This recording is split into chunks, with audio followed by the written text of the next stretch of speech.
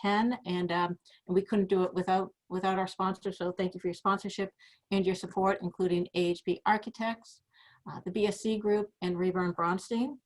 And we couldn't do this series without our panel as well, too. So I thank our panelists, including Dimitris Spanias, the president of Land and Sea, Rick Rostoff, vice president of Linear Retail, Kristen Kasner, planning director for the town of Burlington, and Don Martelli, the president of the Belfort Group. So I thank you for coming, sharing your insights, and I think it's going to be an engaging discussion.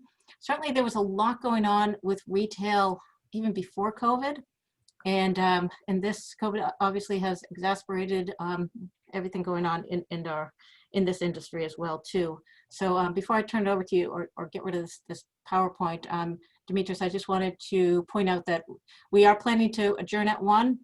And if anyone has questions, I know we put that on for 1:15, but if you have questions, just put them into the chat box as well too, so that we can see them. And if you want more information, please contact either myself or Steph Britz as well too. So I'm going to stop my sharing, and again, thank you to our panel for coming and sharing your insights. And Dimitris, thank you for leading these conversations. I think you do a great job, and I think there's always so much to talk about, and I always walk away learning something. So I think I'll hand it over to you at this point. Great, thank you so much. I think I walk away always learning something as well. You know, I always come into these with my kind of preconceived notions of how they're going to go, and then so the conversation goes in a different direction, and I'm like, oh wow, I never even thought of that. So, you know, we've had some just great panelists on, and you know, today's going to be quite interesting because we have 3 very dynamic panelists. So really quickly, those of you who don't know me, my name is Dimitris Spanias. I am the president and co-owner of Land and Sea Real Estate, co-owner along with my wife and business partner, Joanne. And we're a boutique brokerage based in Andover, but we work all over New England as far as commercial, residential, and investment properties. And you know, we've started this seminar. We started talking about doing this real estate seminar a couple of years ago, and you know, as with the advent of COVID and all of the changes, you know, the topics have changed dramatically, and kind of the focus has changed dramatically. And this has been very interesting because of the impacts that COVID has had on real estate. And so today we're talking about the changing face of retail. We have 3 brilliant panelists with us. I'm going to have them each one of them give kind of a brief introduction of who they are, and then we can kind of get into the questions. So why don't I start with you know, the gentleman sitting at my right at this point, at least on my screen, which is Mr. Rostoff. Good morning. Hello, everybody. So I work. Is this the introduction time? Yes. Okay. So I work for Linear Retail Properties. We're based out of Burlington, Massachusetts. We own 89 retail properties throughout Massachusetts, New Hampshire, and Rhode Island. We own about 20 centers in New Hampshire, 4 centers in Rhode Island, about 20 buildings in downtown Boston, and about 45 centers in the greater Boston suburbs. Most of what we own is called convenience-oriented retail. So we don't own larger shopping centers with Targets and Walmarts. We generally own medium-sized centers with lots of restaurants and service users. We do have 4 grocery anchored centers, 1 Shaw's, 1 Stop and Shop, and 2 Trader Joe's.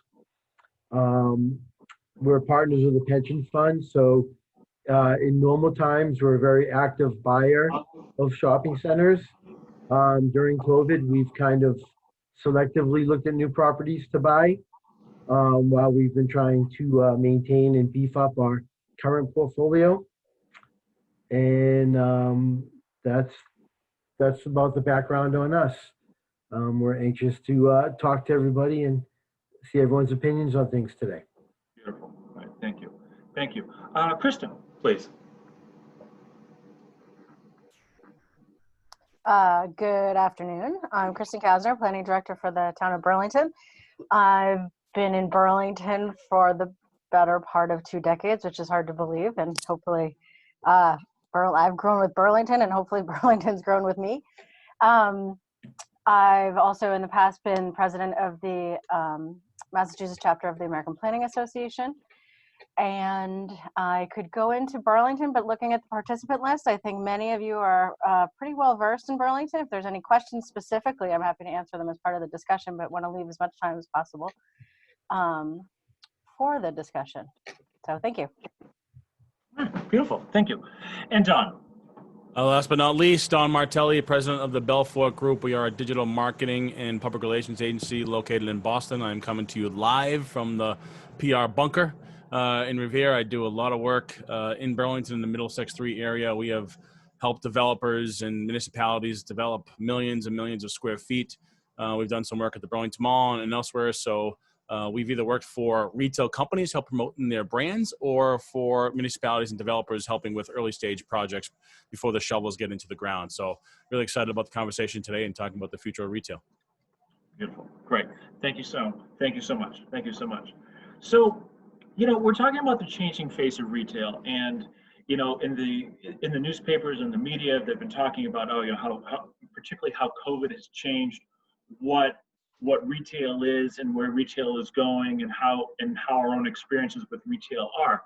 But I have kind of a question to throw out, and particularly I'm going to start this question. I think I'll throw it to Rick first, but of course everybody's more than happy to jump in. I mean, we're talking about retail during COVID, but really, were these changes happening anyway? And did COVID make the changes, or were these changes and adaptations in retail already occurring? I would say there are some changes that were occurring before COVID, and there are different changes that were occurring because of COVID. For instance, a lot of big boxes, department stores like Macy's, etc., weren't doing the business they were in the past. And that was before COVID. The good department stores were still doing pretty good business, especially in better locations. But now I think they're just in the same boat as everybody else. People don't want to be inside, and people don't want to be shopping indoors or eating in restaurants indoors. So now it's probably assimilated some of these smaller tenants who might have been doing better had it not been COVID, because there's a change to, going to smaller lifestyle type tenants. So now I guess them and the department stores are all in the same boat. Specifically, lifestyle centers such as Market Street at Linfield and Legacy Place and whatnot, they were the hottest properties up until COVID. But the first things that got shut down were all the fashion retailers who were considered non-essential. And if you go to Market Street, and except for the restaurants, 80% of the other tenants were all clothing stores. So during COVID, when the governor, shut everything down for non-essential stores, it was even tougher on those properties. So they went from being the hottest thing to being not so hot. Now that they're open again, they're back to being a little on the hotter side. I've been up to Linfield a few times, and it's been pretty busy. But I guess it depends on, how things go with COVID and stuff. You guys want to jump in on that, or? Yeah, John? In my business, either marketing and communications and PR is driven by disruption, or it's creating disruption, right? Think about what Apple did with the iPhone. Totally disrupted communications from a one-to-one standpoint. When I think about COVID was absolutely just a nuclear bomb with how we all have had to react business-wise, personally, and so on and so forth. And some companies were prepared to embrace the convenience economy, where if I want ice cream, I can go on Uber Eats and order it right now, and it'll be here in 15 minutes. But if you're asking somebody who's maybe a little bit older and not astute with technology, they're now trying to embrace the fact that they can't go to the store and pick up the things they need. So it's forcing not only consumers but brands to figure out how to deliver their products and services differently. I mean, we used to have an office downtown Boston, which we still have, that we're probably downsizing because we're still doing our job remotely. And demographic changes, technology. So it's forced the really big companies to figure out, how can I do this smarter, better, more efficiently? Think about the local shops in Burlington that might not have had a significant web presence and really relied on word of mouth and social media to drive foot traffic, when you can't do that now. And they never had a technology platform to deliver these services in real time. And I think folks like Kristen and others have been critical in helping bring those services and keep those small businesses in touch with what's happening in the space, because the disruption is going to continue to happen. And frankly, I think as we get through this a little bit, some of the smaller companies and locations within these communities may be better off, because now they will have a digital presence to be able to meet those needs more frequently when we do happen to get back into doing things in person. But you still want that convenience of getting that ice cream in 15 minutes. Right. So, so in general, you're basically talking about how, restaurants and retail kind of have to, in a way, almost reposition themselves in such, Absolutely. and then to try to figure out how they're going to surf and navigate Yeah. these kind of new Yeah, waters. absolutely. Right. Yeah. So, Kristen, what are your thoughts? So I would agree. I mean, I think it's definitely, there's disruption, but with, I think, the disruption and the change and we're all faced with something else. And I think that, the mold has been broken and shattered, and there's going to be something else on the other side of whatever this is. And with that, it leaves kind of an interesting opening to have that discussion in terms of, like, what is next? What are we thinking about? What do we need to be thinking about so we're well positioned? And it's none of the same conversation as we had before all of this. I think we were all trying to get there in terms of trying to figure out what's the future in terms of amenities and diversity of uses within mixed use and the centers that we talked about, whether it's Market Street or I don't have as much experience in Legacy Place, but just diversity of uses within spaces to make them more dynamic. But I think in terms of back to the question of what were the trends before this, I mean, we all saw big box retail, like the Macy's and Sears, JCPenney, were all kind of on the decline at the mall centers. I mean, Target and Walmart are booming, but we're also seeing a decline there and adding different types of uses. And we're seeing more of the experience type of retail, which, we had a concept called Common Craft in Burlington at the Burlington Mall, which was this space that had different small micro breweries and food establishments but the main middle hall was kind of this experience, and that food hall and the other types of, how do you bring people somewhere and have a whole bunch of different experiences in Linfield with, ice skating in the winter and other types of activities and yoga on the lawn. And I think what we're seeing is these different types of spaces are critically important within the space, and that diversity of spaces and what spaces are important are definitely, we're reprioritizing what that is right now.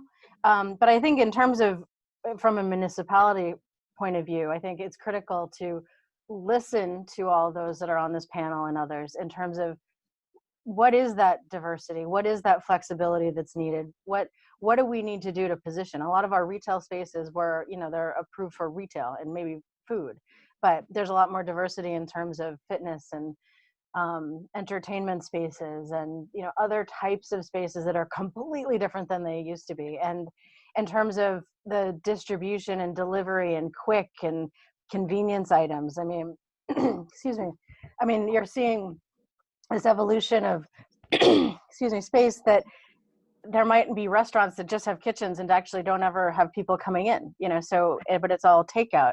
And that's not bad, it's just totally different. And then the question of, how do you deal with those differences? And so you have Grubhub and all these other places, kind of, where do they line up and pick up the food to bring it out to you? And with distribution, do you want to, what are you embracing? What type of distribution? And I know, Demetrius, you mentioned the word fulfillment, and what's fulfillment from warehouse, but what are these uses and what do they mean? I mean, is it heavy trucking? Is it last mile? Is it a van parked in the parking lot?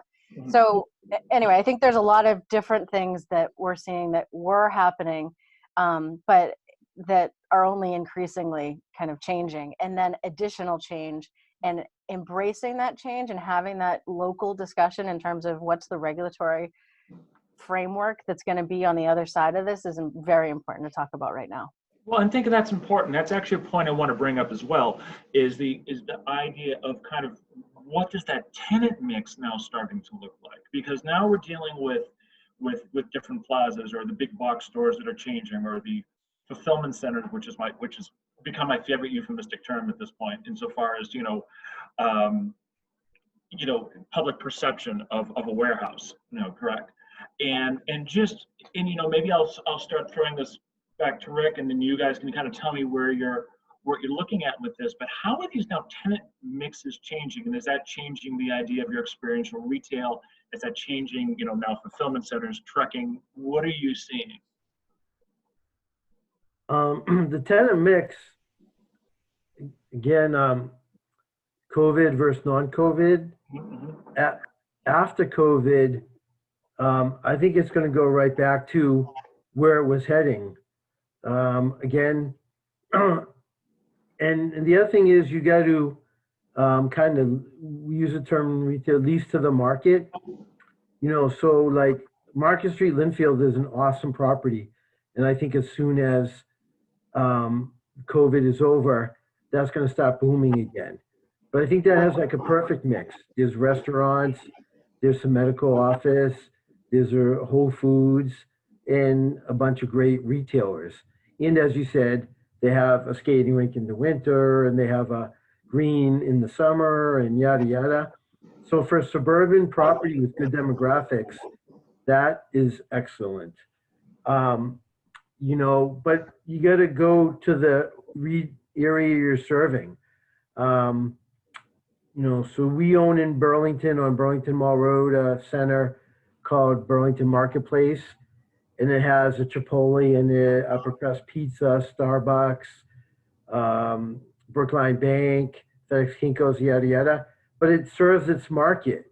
The market there is, what you can tell me, was it 10 million square feet of office, with all those people needing somewhere to get lunch or a quick dinner, and to send out their stuff FedEx and, things like that. So we think we have a good mix over there. If you're talking about, Chelmsford or Bedford, I think you want a grocery anchored center with some good retailers that, turn to the population that lives there, which I know like around Chelmsford, it's a combination of a lot of really good residential and a lot of really good office space. So those shopping centers benefit from daytime traffic and nighttime and weekend traffic. We have a center in Chelmsford right at the Rotary, Drumhill Rotary. And I know we have a Thai restaurant, we have a Starbucks, a European Wax Center, yada, yada. So again, it reaches out to a cross section of people. So I think you have to see, what you're talking about. If you're talking about retail in Presque Isle, Maine, you want to have a Target and a Walmart and a Shoe Carnival and things like that, because there aren't a lot of retail centers up there. So people want to be able to go and get their clothing and get their TV and get their shoes. So again, it depends all on, like they always say for years in real estate, location, location, location. You got to go to who your target audiences are. So we've been seeing a lot of that as well, in terms of Burlington has a huge office population, commercial population, and we have taken a hit because a lot of our retail is dependent on that daytime population. So what we've been hearing from folks is a little bit more of a diversity to essential goods, and not necessarily, big Walmarts and Targets, but just, that medical, you need pharmacy, you need grocery, you need socks, you need shoes. Just kind of diversifying a little bit more to that kind of everyday need that of residents around us, not necessarily as much of the office population. And also finding other ways. If you're an office population, you're coming to Burlington every day, you work next to the Burlington Mall every day. How do you get the residential population to come to Burlington every day, in the same way that the office population did? And just to really trying to find different draws to a little bit of a different audience, to get that foot traffic back. to those spaces that were, really were not only dependent, but, very much relied on that daytime high population. Yeah, in my world, terms like placemaking, experience design, it's forcing a family of 4 that live in Revere to schlep all the way up Route 1 to Linfield and Market Street because we don't have that kind of experience in Revere. And I know it's going to be a $500 night because I'm going to go to the Yard House, and the kid's going to want to go shop, and I'm going to go to the Carhartt store to buy another sweatshirt that I don't need, but I'm going to be there. And I think as when we work with our developer clients and we're thinking about how to transform these locations, it's about, to your point, Rick, the demographic. Because it's not just about the local yokels, but it's beyond. It's 5, 10, 15, 25 miles out from Burlington who will travel and spend 2 or 3 hours at the Burlington Mall, all those locations, because to your point, Krista, they can get their socks and t-shirts, but they can also get a meal and do holiday shopping and maybe go to the post office and actually get some things done as opposed to just browsing racks in a store. So it's more about that experience. And I for example, my wife and I were in Lynn the other day, and there's this kind of tiny boutique, really a wine shop that is now safely kind of doing in-store wine tastings. And it's, so as opposed to just going there and grabbing a couple bottles of wine, you're now there for half hour, 45 minutes, and she's selling you on the wine. All of a sudden, $300 later, you're walking out with a crate of wine. So it's creating that experience, because I think post-COVID, I love seeing everybody on the screen, but I can't wait till, we're in person and drinking 9 cups of coffee at an M3 event and talking in person. I think we're all going to be thirsty for that. And then experience design and placemaking mind frame is something I think will continue to make these kind of locations thrive even more so. Cool. And so Don, I'm going to throw you a follow-up question to that, and you can run with this a little bit. Is that now how does existing retail or existing retail owners, like the landlords, not just the tenants themselves, but the landlords, how do they reposition themselves to marketing wise or visibility or community wise to actually take advantage of the new kind of experiential retail?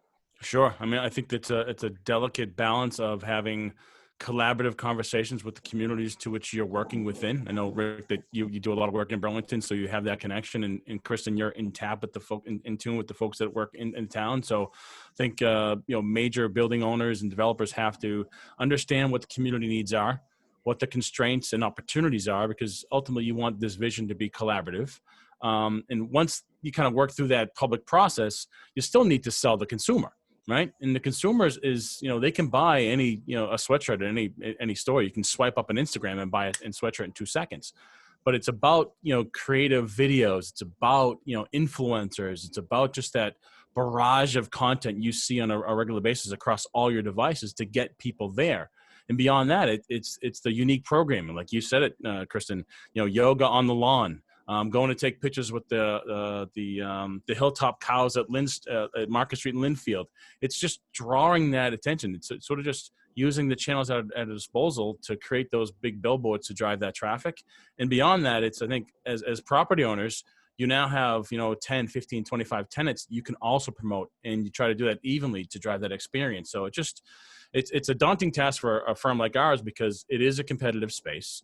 You are competing for maybe 20 seconds of attention on a scroll up, and if you can get somebody on your property for a couple hours, you hope to drive some revenue there. But as more and more of these locations pop up, the Linfields, Burlington Mall, you go down the list. I mean, I will probably drive maybe 25, 35 minutes out of my way to go to an experience, unless I'm going down to Gillette.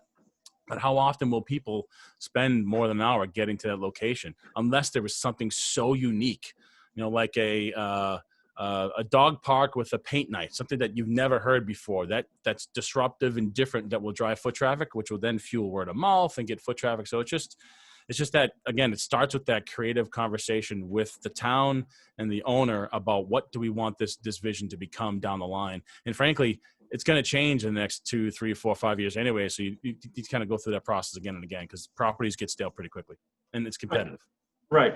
And so, Kristen, maybe I can flip this part to you. Is that so what's the town's role in something like this, and into helping these centers, these fulfillment centers, these shopping plazas in their repositioning, in their reevaluation, into creating this experience? And what's kind of the town's point of view on such? Well, I think it's a little bit different depending on kind of what type of retail we're looking at. I think there's a big difference between the Burlington Mall and the Burlington Town Center, where you have a lot more mom and pop type businesses and needs in terms of diversity of uses and flexibility. I think both of those are important in those channels. I just think, you know, more of a national brands versus local brands. I think you're looking at different things and different things needed from the community. But I think the first thing you need to do is like, I mean, as I said in the beginning, is your retail district have enough of that diversity to allow for what you're actually saying? This is this is the tide. This is what's happening. This is, you know, are we ready? One, are we ready? What do we want? And have we written that into a code to make it work? And not knowing, and we started this conversation with Simon back in 2018 when we were the 50 years of the Burlington Mall. And it was the Burlington Mall, you're in an airplane 10,000 feet above, and it looks like a regional mall. And, you know, it's okay, that's the Burlington Mall. And is that really what we're looking for in the next 50 years? And, you know, how do you make the Burlington Mall into more of a neighborhood that's part of the community, not this place that you can see from an airplane? I mean, it's great you can see it from an airplane, but you know what I mean? That's just so the typology that, you know, is that you park, you walk half a mile and you go inside. You know, what's that next phase? So, I mean, we're talking about different types of flexibility of uses, even introducing, you know, office, housing, hotel, other types of mixed in to support the overall mix, to make that overall mix as strong as it can be. And then how do you create a code that's flexible enough for the unknown, especially right now?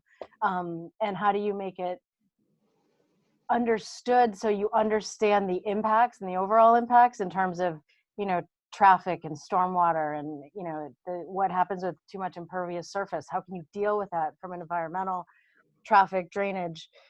You know, what are those kind of maxes that the center can handle this much coming out of it? What are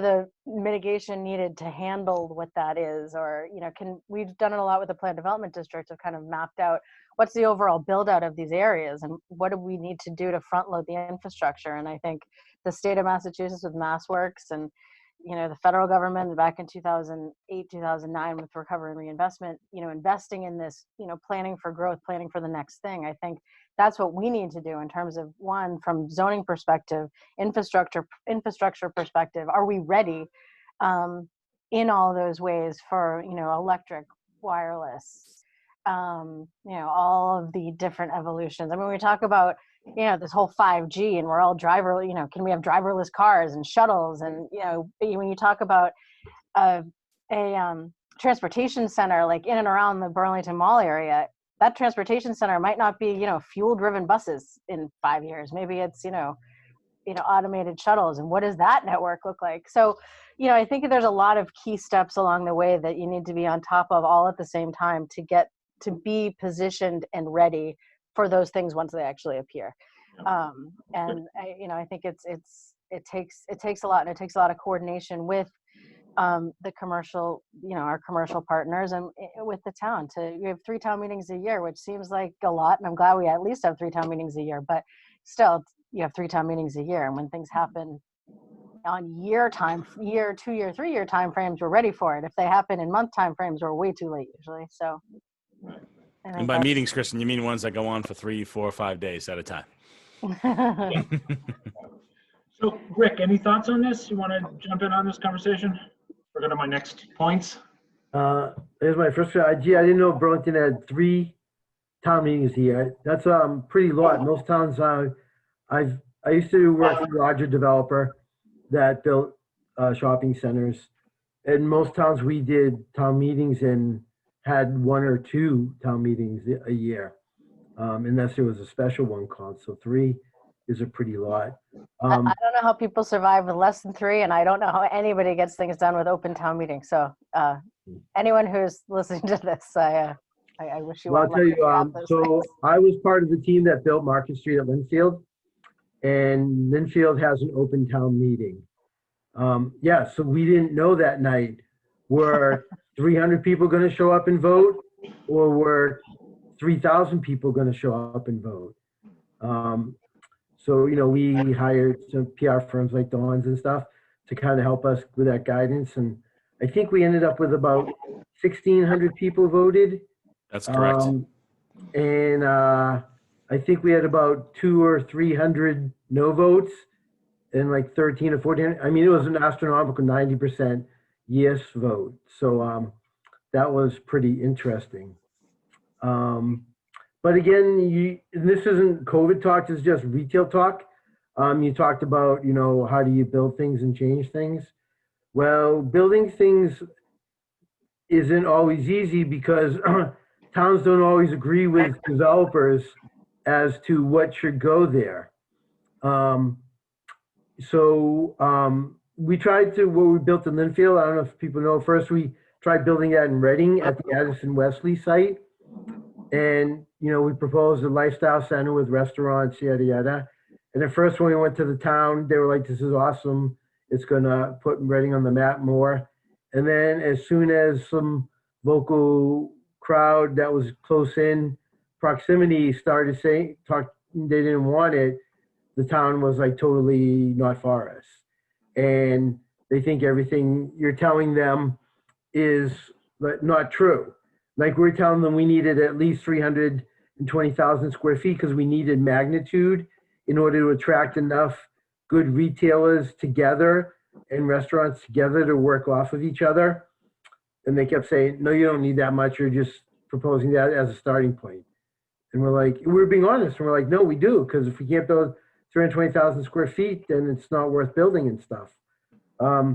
So, you know, it would be great if the whole world was kumbaya and everyone said, yeah, let's work together and build what's the greatest shopping center for all three parties, the landlord, the tenants, and the town. But again, that doesn't, you know, often happen. But to get back to COVID, you know, I think this is a really tough, hard blip on the radar screen. But I think once it's over, which I think is coming pretty quick now that the vaccines are here, I think things are going to go back. You know, there's not going to be, there'll be repositioning in Burlington because the mall has anchors and some of the anchors aren't modern changing anchors. But most of the retail around Burlington is good retail, and it's not really going to have to, you know, change too much. So that's what I would have to say about those different topics. But I also will say again, regarding COVID, again, it hasn't happened yet. You know, we haven't been vaccinated. But if the vaccines didn't come around this closely, I have no idea what would happen to retail. I mean, we're going to lose a lot of restaurants. We're going to lose a fair amount, some retailers. But I mean, we're only a few months away now. Things can bounce back.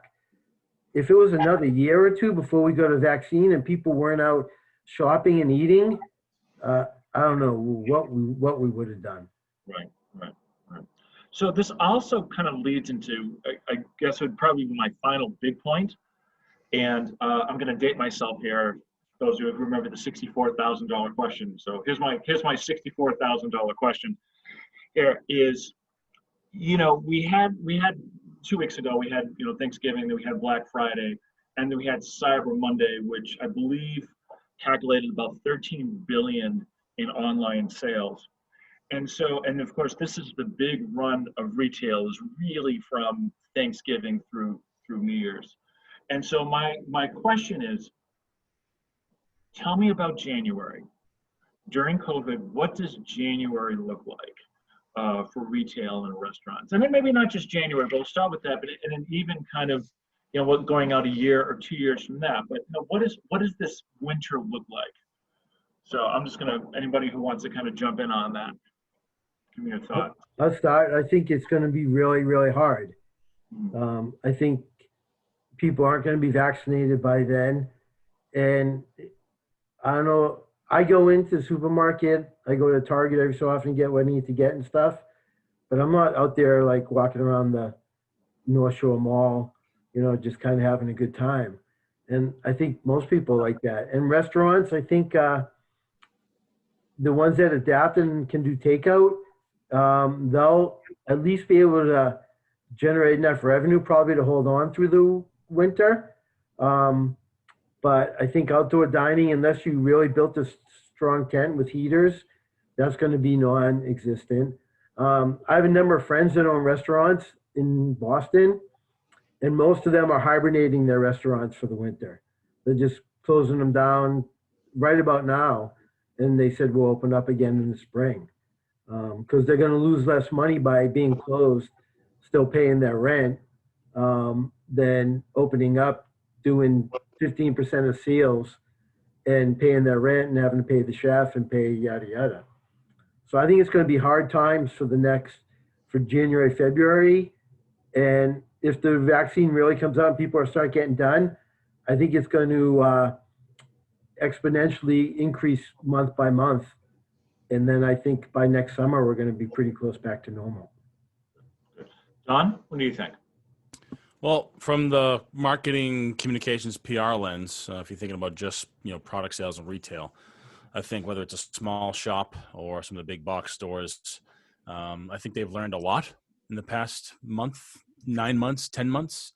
They will continue to learn more, and I think that I've seen companies, put in, innovation directors, technology directors that didn't have before, just adding different types of talent to address the delivery of their products and services. And still trying to maintain a level of business despite the disruption, regardless of what product or service you're delivering, like what we're doing at the Belfort Group. I think you'll see maybe an investment in people with different types of skill sets. While you may not need servers, you may need people that are on site at your restaurant to be able to handle the influx of Uber Eats, DoorDashes, and Grubhub orders and find a way to manage that appropriately so it doesn't become sort of a technology headache, if you will.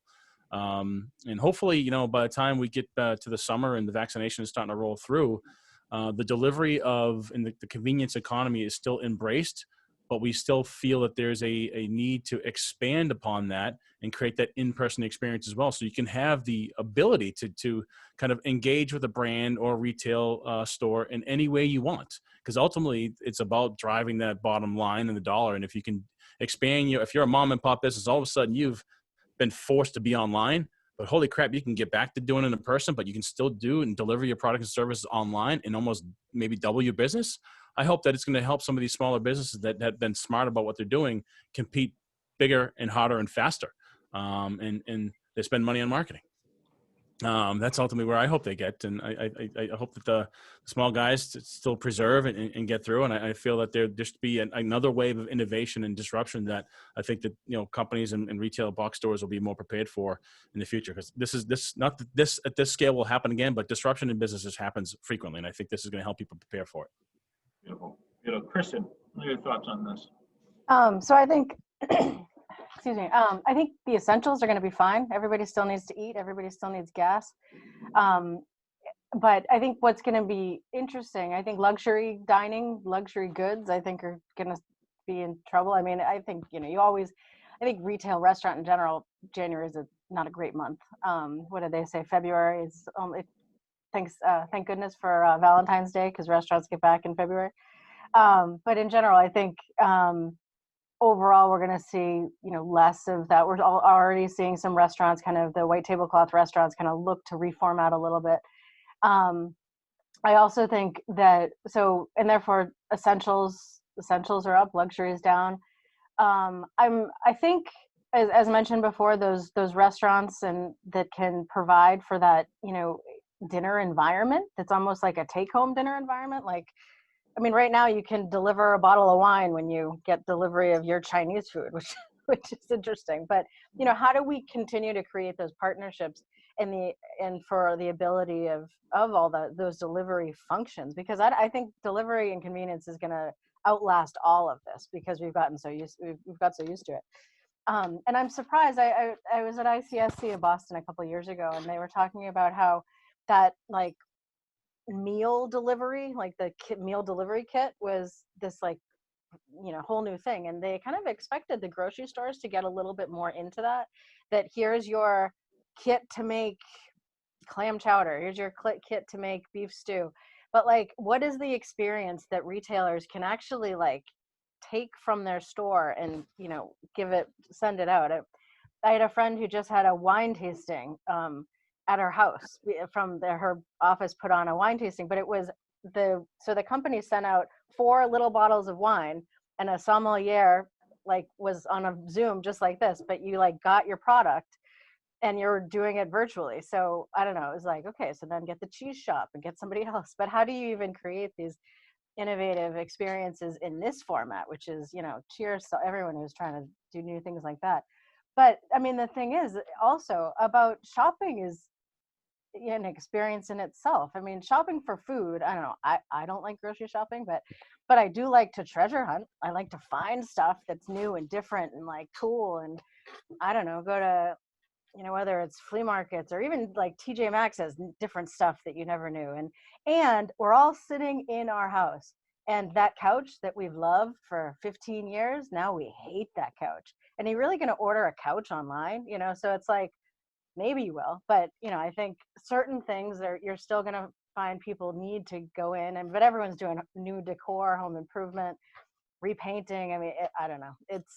I think there's certain industries that are surprisingly doing actually pretty well through this time, but then there's our small businesses, and again, in our small coffee shops and our small businesses, we have a small local company that does a lot of like specialty ballet, but they're not doing indoor sports and indoor things like that. So how do we really, these like small mom and pop specialty stores I worry about the most, and how do you get them through those couple months if you close for a couple months, or how do you transition from brick and mortar to online?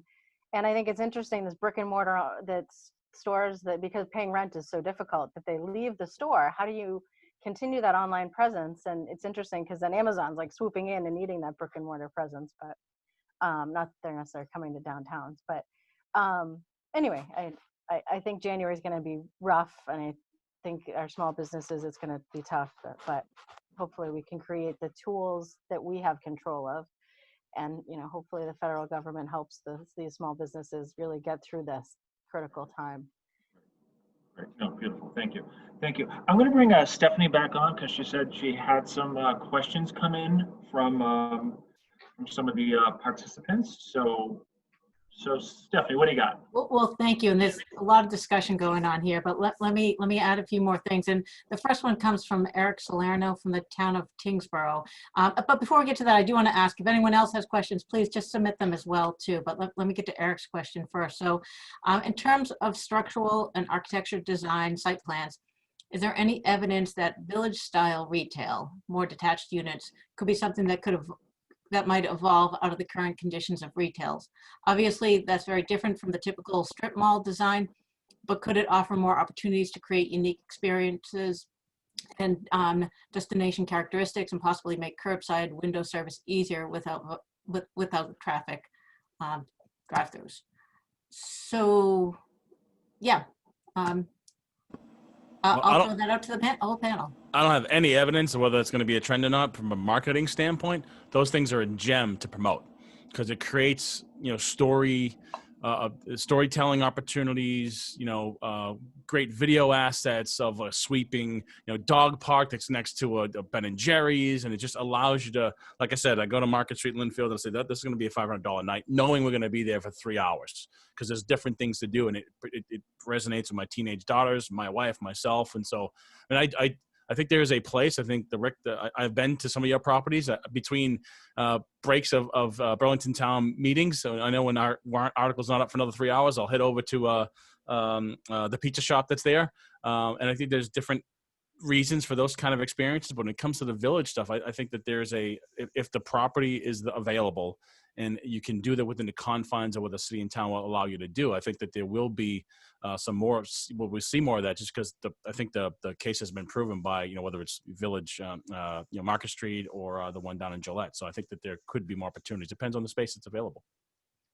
Yeah, the question there again is, the size of the land. You need large parcels of land to do that. And you can't do that everywhere. Like if you had a Market Street Linfield and in Reading and in Andover and in Wilmington, then there's just not going to be enough people to go around to, shop at all those stores and eat at those restaurants. So you got to pick the best of those locations that are big enough that can allow you to have the amenities and have the unique buildings and yada yada. But you can't build them. You can't build them everywhere. If you do, then they become too monolithic and just and like I said, they just become too saturating. So I think they're really good properties. I think that's what's going to really succeed in the long run. Again, as well as smaller properties that have their niche. So the interesting thing, I don't think that's the where all be all for all new retail properties, but I think it's a really good concept.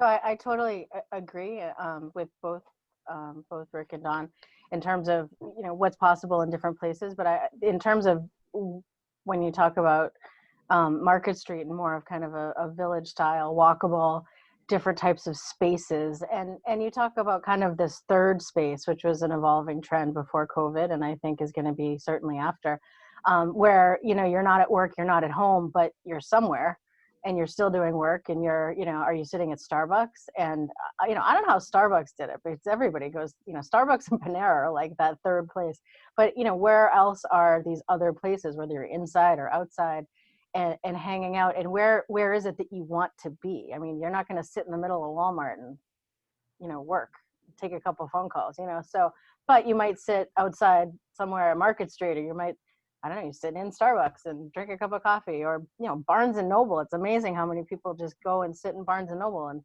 so and it's not necessarily as formal as like the WeWork kind of spaces, but what are those type of spaces? And I think that village style is a lot more pleasant of an environment to be in, and with the different types of uses, and maybe even integrate into kind of, how do you create smart commercial spaces that are kind of in those between commercial and then residential? How do you, what's that in between, and where are those nodes, and how do you kind of seamlessly integrate these spaces? Whereas I think right now, especially in Burlington, you have like residential, commercial, retail, and we've worked hard to try to figure out how do we blur the lines a little bit so it feels like it's not as stark a difference when you walk over the line. And I think when you talk about that kind of neighborhood style retail, that's not kind of like a Disney-esque kind of retail, but like actually a real place that's like fun to be in, not like, I don't know. I think we've all been to those places that it's just like the facades look cute, but it's really just a strip mall. Well, I think Assembly Square in Somerville is a good example of that. I think they did a really good job. There are great restaurants there. There's a diverse group of retailers. There's a movie cinema. There's really nice housing there. And you can take the T from Boston to get there, or you can drive, and there's easy parking. I think that's a good example. And I think I like the Seaport in Boston. I think the Seaport's done a good job of integrating retail into the different office buildings and residential buildings that they have constructed. And I think the Seaport's only going to get better. It's getting more residential, more hotels, more all different uses. And again, they took a big hit now because there's so much office space there, and those office buildings are whatever 10 to 20% occupied. But again, I think when COVID is over, I think that's going to still be a pretty hot market to go to. Yeah. So Stephanie, what else we got? So I've got a couple more questions. One gentleman would like to hear how emerging trends might affect zoning in commercial, retail, and industrial districts. Will they still be distinct, or will they be merging closer together? Krista, maybe this is more for you. I was looking for the question. Oh, sorry, they came in at registration. Oh, sorry. Can you repeat it quickly? Sure. How are the emerging trends might affect zoning in commercial, retail, and industrial districts? Will they be distinct, or will they be merging closer together? Well, I think they'll be merging closer together. But as I said, I mean, nobody knows exactly what's going to happen after this, and what types of uses. I mean, we all know what our daily needs are. People all come back to work. I mean, we're, back into a area where we still need, daytime amenities and stuff like that. But I think, just as I mentioned before, I mean, do we want to, I don't necessarily, you don't need to follow the trends. It's really looking at what do you want for your own town? And are those trends in the direction that you want to embrace? I mean, in the 90s when the trends went to big box, I mean, we were like, okay, where the regulatory framework there is, how do we not have that come to Burlington? With the kind of this, the larger distribution centers, like, okay, some retailer goes out, what's the backfill? I think, you want to just carefully look at, whether you've done master planning or other things to take a look at what you have in place that will be the next thing, and what do you actually want it to be, and does the regulations match that? And are you incentivizing what you want? Because the market's the market. You need to understand where the market is, because you can say, we've been saying in our town center, we'd love a small, cute hardware store, but the market's just not there for a small, cute hardware store. When Home Depot was going to do the smaller kind of Ace Hardware style, we're like, all right, let's get one. But you can wish things, but you need to really balance what's happening out there. Well, isn't all of that, just to kind of throw out there in general, isn't all of that how towns may actually market themselves to developers, and how developers are going to make their own presentations to towns about what they want? And so, for example, a linear retail or another one of these, or WS Development or one of these others may come to town and say, hey, you know what? We want a place for office and retail with a distribution center and some apartments. Can you rezone it for us? And I think you're going to have it going that way, and then you're going to have the towns potentially, maybe, correct me if I'm wrong, who may be marketing that to developers and saying, hey, you know what, we're willing to work with you, bring us a proposal of what we might want to do. Is that kind of, where this question is leading? I think that's ideal. You're never going to know exactly what it is, but as long as you've had at least some community consensus about the directions that policy should go in and uses. We've had a lot of conversation in Burlington about, multifamily housing and diversity of housing choices.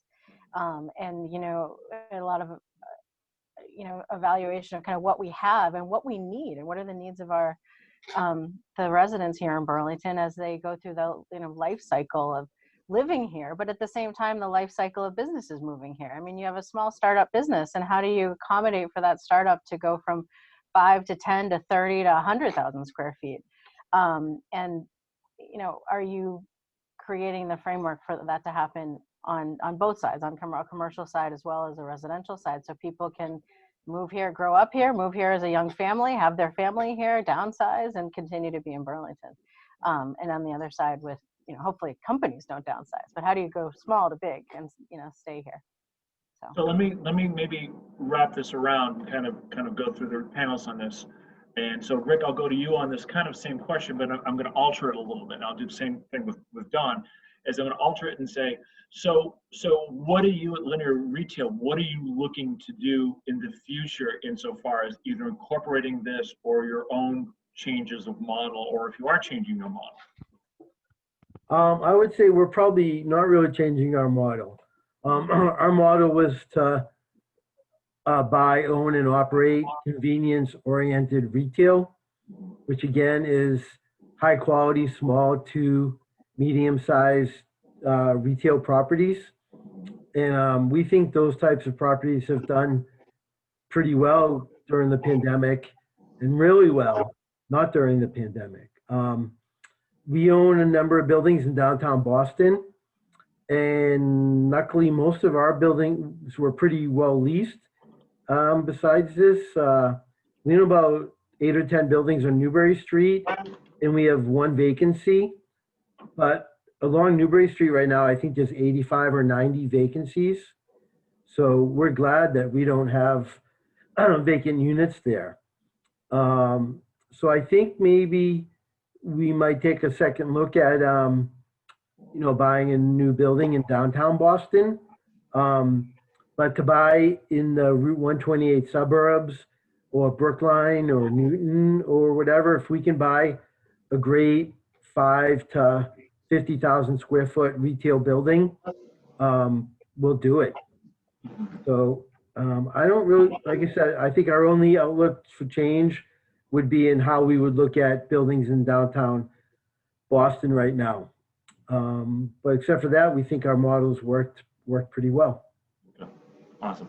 And then I'm going to kind of take the same argument and throw it to Dawn as kind of our closing here on this, and just say, so we've talked a lot from the town's point of view and from the tenant's point of view and from the developer's point of view. And I want to kind of go back to this concept of repositioning and remarketing, and how can, these groups create something that may be not just sustainable, but also of interest moving forward, and working together, and for the long term post COVID. Yeah, well, the beauty of my position is that I don't have to think through that process. What I have to think about is when the developer and the town come together and they realize that this is what they want to move forward with. My challenge is getting the consumer to get on property, right? I think in our experience, consumers, it takes generally people anywhere between 6 to 8 touch points before they're convinced that product or service is legit or they're going to buy it, right? I mean, when I redid my kitchen, I must have researched dishwashers for months. I mean, there's a lot of information out there in dishwashers, right?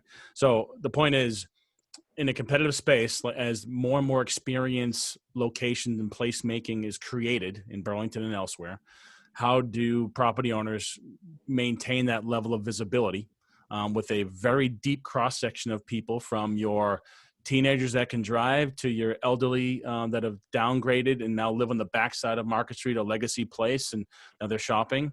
How do you continually market to those groups? Because we all consume information in different ways. TikTok, Snapchat, the news media, word of mouth, traditional advertising, billboard advertising, flyers and dashboard, and so on and so forth. So my job is to always consider the audience, because I think, Rick, you talked about it before. When you walk through any one of these locations, I remember when I was a kid, when I grew up in Cambridge, didn't have the Galleria Mall, so we would schlep to Burlington all the time, and we thought it was the greatest thing because this mall was massive. And you'd walk up and down the aisle, and it was just a very deep cross-section of people. And we don't all get information the same way, or does messaging resonate the same way? So it's, for our job, it's sort of this onslaught of, video, social media content, web presence. Now, I mean, I've signed up for 1 million text messaging platforms, so I get text messaging throughout the course of the day from a variety of brands. It's just this onslaught of information, and we are the group that kind of programs that narrative. Ultimately, whether it's a teenager or an elderly couple, you still want them on either to buy or purchase or get there, and it's about that experience design you put around it. And sometimes you need to show it, which is why video is such a big part of these projects these days. And even at the front end of trying to convince the town to move these projects forward, creative assets and storytelling is still going to play a big role in however this plays out, regardless if it's in person, not in person, online, not online. Experience design and that creative element, storytelling, is going to be still be huge selling retail moving forward. Great, thank you.